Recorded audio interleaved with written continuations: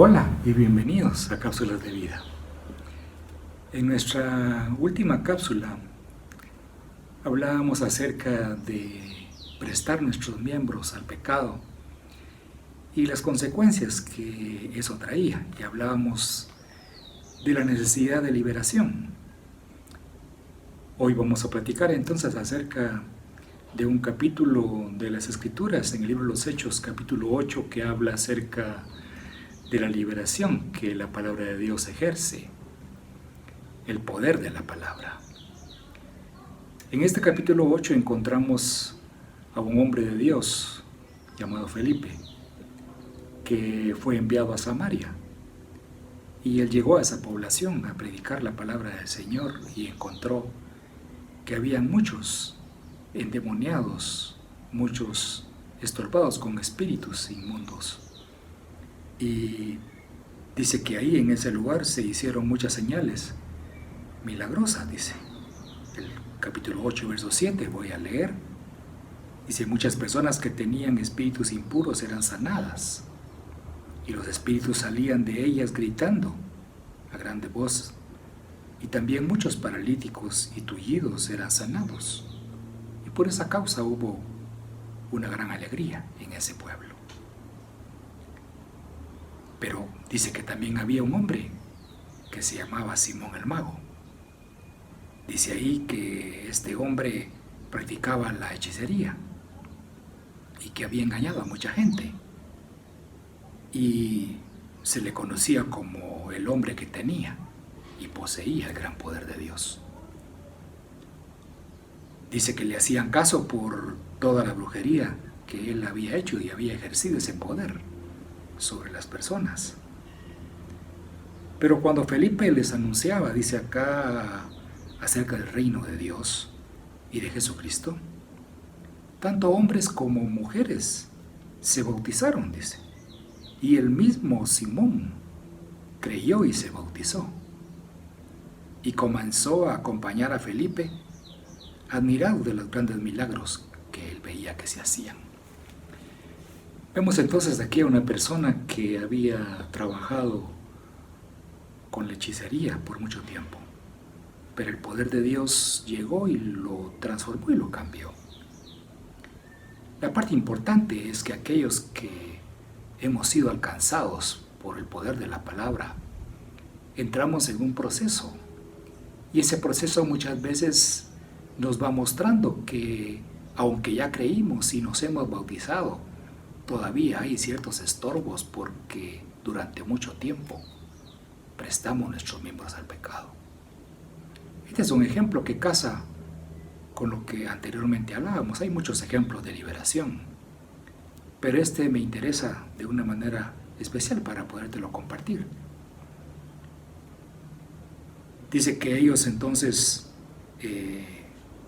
llegaron a Samaria, dice verso 15, al llegar oraron por los creyentes de Samaria para que recibieran el Espíritu Santo, porque todavía no había venido el Espíritu Santo sobre ninguno de ellos, solamente se habían bautizado en el nombre del Señor Jesucristo. Aquí hay dos clases de bautismo, que no es el tema.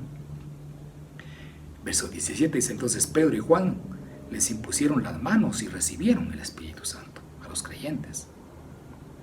Simón, al ver que el Espíritu Santo venía cuando los apóstoles imponían las manos, les ofreció dinero y les dijo, denme también a mí ese poder para que aquel a quien yo imponga las manos reciba igualmente el Espíritu Santo.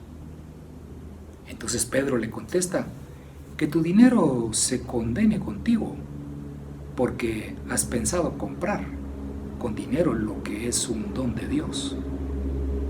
Tú no tienes ningún derecho a recibirlo, porque delante de Dios tu corazón no es recto. Aquí vemos entonces a un creyente, Simón el Mago, bautizado, que acompañaba ya a los discípulos en el camino y veía cómo el Señor se manejaba. Es decir, había sido tocado legítimamente. Pero dices, tu corazón no es recto. Había en él entonces un estorbo que de alguna manera él Por supuesto, como ahí lo dice, había prestado sus miembros a la actividad espiritual de las tinieblas. Un corazón que no era recto. Y muchos cristianos podemos tener un corazón que no es recto, aún habiendo caminado en el Evangelio. El verso siguiente dice: abandona esta maldad tuya y ruega a Dios para ver si te perdona el haber pensado así. Y todavía dice más: porque veo que estás lleno de amargura y que la maldad te tiene prisionero. Interesante, por lo que hablábamos en la otra oportunidad, en la cápsula anterior. Encontramos entonces la necesidad de la liberación de una persona creyente y bautizada en Cristo Jesús. Entonces, acá el hombre dice: oren ustedes al Señor por mí para que no me pase nada de esto que me han dicho. Había un corazón arrepentido, un corazón necesitado y que reconocía la necesidad de ser liberado. Necesitaban de la oración para que sus miembros fueran desatados. Sus miembros fueran desatados de esa amargura, de ese corazón que no era sincero y de esa maldad que lo tenía prisionero. Entonces, dice: después de dar testimonio y de comunicar la palabra del Señor, los apóstoles anunciaron las buenas nuevas en las aldeas siguientes. Pero cuando Simón el Mago les pide que oren por él para que estas cosas ya no lo sigan manejando, ellos oraron por él. Y este hombre fue liberado. Así que, como te decía hace unos momentos, hay infinidad de ejemplos de liberación en las Escrituras. Personas que de alguna manera han entregado su corazón a actividades de desobediencia, por ejemplo, y quiero terminar con esto: el rey Saúl, primer rey de Israel, dice que a él le dieron la orden de ir sobre un pueblo de Amalek y destruirlos a todos. Sin embargo, él desobedeció y trajo el ganado con el buen deseo de llevarlo para sacrificarlo a Dios.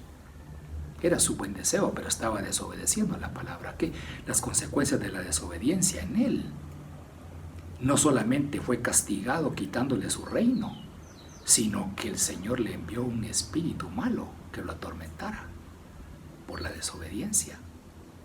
Y que a pesar de que buscaron a David y que él llegaba a tañer el arpa y con la música del arpa le daba cierta paz y tranquilidad por aquel espíritu que lo estorbaba, del cual nunca fue liberado. La desobediencia entonces de alguna manera nos puede atar y amarrar y aprisionar.